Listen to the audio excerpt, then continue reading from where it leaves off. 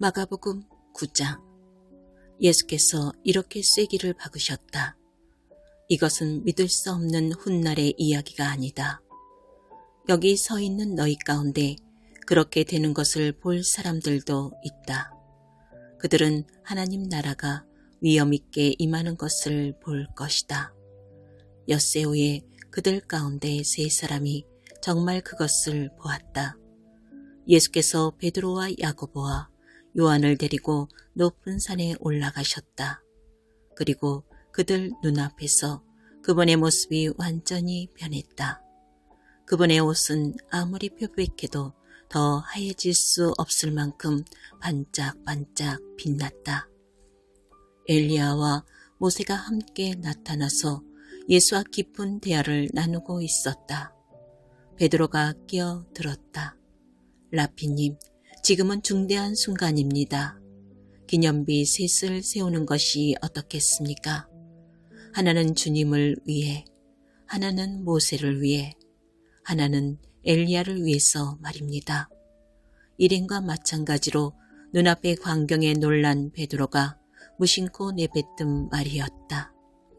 바로 그때 빛처럼 환한 구름이 그들을 덮더니 구름 속 깊은 데서 한 음성이 들려왔다. 이는 내가 사랑으로 구별한 내 아들이다. 그의 말을 들어라.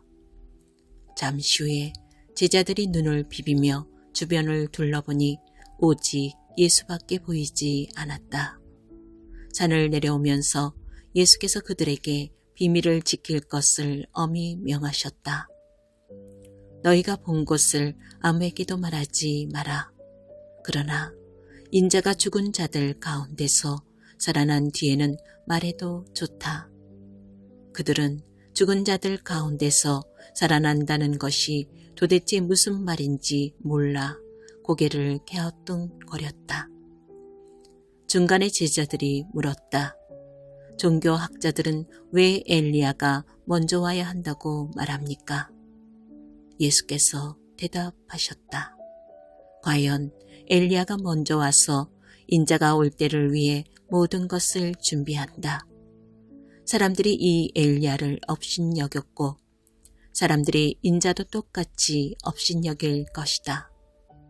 인자는 성경에 기록된 대로 심한 고난과 천대와 멸시를 받을 것이다. 그들이 산을 내려와 다른 제자들에게 돌아오니 주위에 큰 무리가 보이고 종교학자들이 제자들에게 따져 묻고 있었다. 예수를 보자마자 무리 가운데 반가운 기운이 일었다. 사람들이 달려와서 그분을 맞이했다. 예수께서 물으셨다. 무슨 일이냐? 왜 이렇게 소란스러우냐? 무리 가운데 한 남자가 대답했다. 선생님, 귀신 때문에 말을 못하는 제 아들을 선생님께 데려왔습니다. 귀신이 사로잡을 때마다 아이가 바닥에 거꾸러져 입에 거품을 물고 이를 갈면서 막대기처럼 굳어집니다. 선생님의 제자들에게 구해주기를 바라고 말했지만 그들은 하지 못했습니다. 예수께서 말씀하셨다. 하나님을 모르는 이 세대여, 내가 같은 말을 몇 번이나 해야 하느냐? 얼마나 더 참아야 하느냐? 아이를 이리 데려오너라. 그들이 아이를 데려왔다. 귀신이 예수를 보고 아이에게 발작을 일으키게 하니 아이는 입에 거품을 물고 바닥에서 몸을 뒤틀었다. 예수께서 아이의 아버지에게 물으셨다. 이렇게 된 지 얼마나 되었느냐? 어려서부터 그랬습니다. 귀신이 아이를 죽이려고 불 속에나 강물에 던진 것이 몇 번인지 모릅니다. 만일 하실 수 있거든 무엇이든 해 주십시오. 불쌍히 여기셔서 저희를 도와 주십시오. 예수께서 말씀하셨다. 만일이라니, 믿는 사람에게 만일이란 없다. 모든 것이 가능하다. 그분의 입에서 말이 떨어지기가 무섭게 아이의 아버지가 부르짖었다. 제가 믿습니다. 의심하지 않도록 도와주십시오. 무리가 속속 모여드는 것을 보시고 예수께서 악한 귀신에게 명령하셨다. 벙어리의 귀머거리 귀신아, 내가 네게 명한다. 아이에게서 나와 다시는 얼씬거리지 마라. 귀신은 고함을 지르고 마구 몸부림치면서 나갔다. 아이는 송장처럼 빗기가 없어졌다. 그러자 사람들이 아이가 죽었다고 말하기 시작했다. 그러나 예수께서 아이의 손을 잡아 일으키시자 아이가 일어섰다. 집에 돌아온 뒤에 제자들이 예수를 붙들고 물었다. 왜 저희는 귀신을 쫓아내지 못했습니까? 예수께서 대답하셨다. 이런 귀신은 기도가 아니고는 쫓아낼 수 없다. 그들은 거기를 떠나서 갈릴리를 지나갔다. 예수께서는 제자들을 가르치고 싶으셔서 아무에게도 일행의 행방을 알리지 않으셨다. 예수께서 그들에게 말씀하셨다. 인자는 하나님과 관계를 원치 않는 사람들한테 넘겨질 것이다. 그들이 인자를 죽일 것이다. 죽은 지 사흘 후에 인자는 다시 살아날 것이다. 제자들은 무슨 말씀인지 몰랐으나 묻기도 두려웠다. 그들이 가버나움으로 갔다. 예수께서 집에 계실 때에 제자들에게 물으셨다. 너희가 길에서 토론하던 것이 무엇이냐? 불안한 침묵만 흘렀다. 그들은 자기들 가운데서 누가 가장 큰 사람인지를 두고 서로 입씨름을 벌였던 것이다. 예수께서 자리에 앉아 12 제자에게 말씀하셨다. 너희가 첫 자리를 원하느냐? 그렇다면 끝자리로 가거라.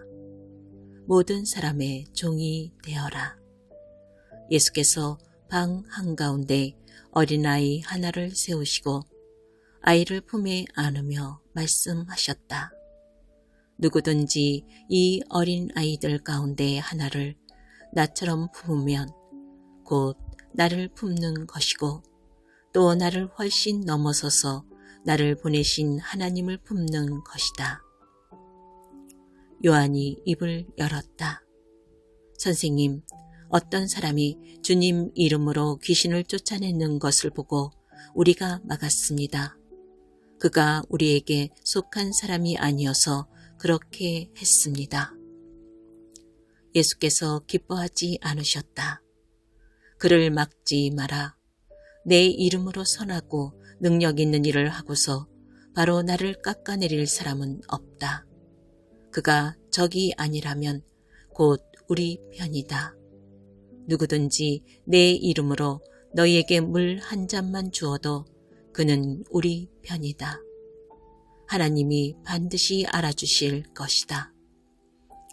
그러나 너희가 어린아이처럼 순진하게 믿는 이들 중에 하나를 괴롭히고 못살게 굴거나 그들의 믿음을 이용하면 너희는 곧 후회하게 될 것이다.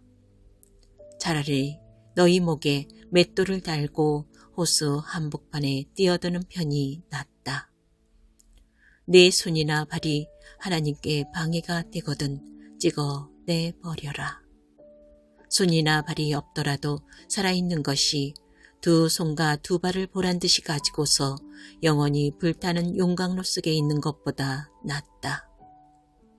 또 내 눈이 너를 하나님에게서 멀어지게 하거든 뽑아내 버려라.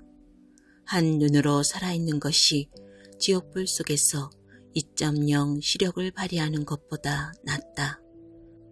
머지않아 모든 사람이 재련의 불 속을 지나겠지만 너희는 영원한 불꽃으로부터 보호받고 보존될 것이다.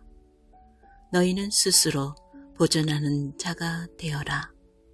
평화를 지키는 자가 되어라.